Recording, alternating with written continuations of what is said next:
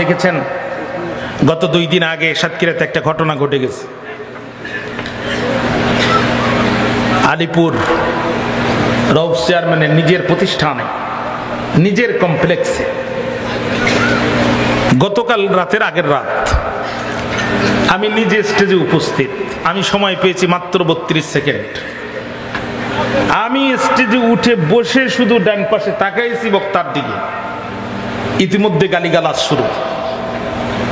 এই স্বাধীন পরিবেশে হঠাৎ করে এই পরিস্থিতির মুখোমুখি হব, এটা আমার কল্পনাতেও ছিল না।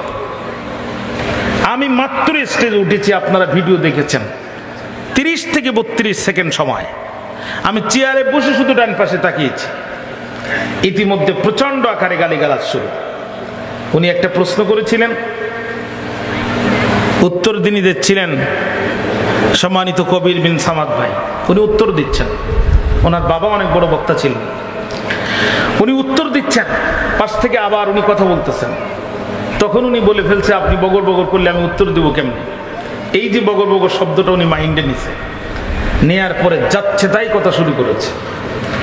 মুহূর্তের ভিতরে, খুব কম সময়ের ভিতরে কবির বিন সামাদ ভাই অত্যন্ত বুদ্ধিমত্তার পরিচয় দিয়ে তিনি কথা না বলে স্টেজ থেকে নেমে চলে গেছে। শ্রোতাও সাথে সাথে উঠে পিছন দিকে চলে গেছে।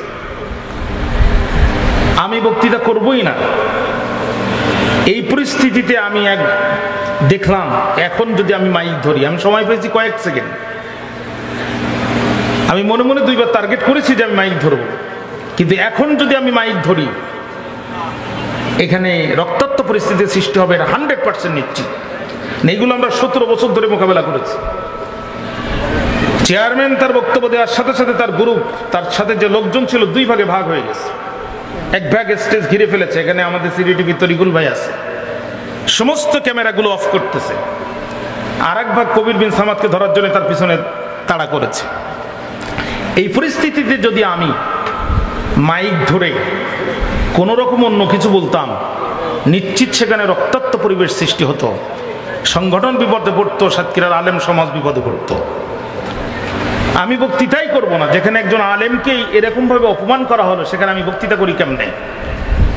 কর্তৃপক্ষ আমাকে খুব হাত চেপে ধরলো এবং একজন কান্নাকাটি করে দিল, হুজুর শুধু একটু দোয়া করে দেন।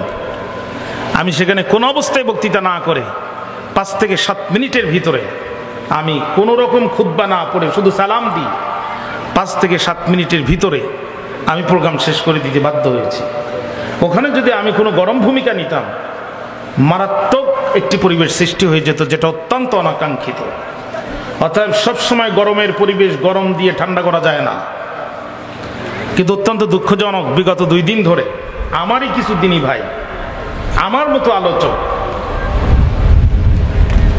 তারা আমাকে নিয়ে বিভিন্ন সমালোচনায় লিপ্ত। 17টি বছর এই ময়দানে কথা বলেছি, কোনোদিনও জবান পরিবর্তন করিনি।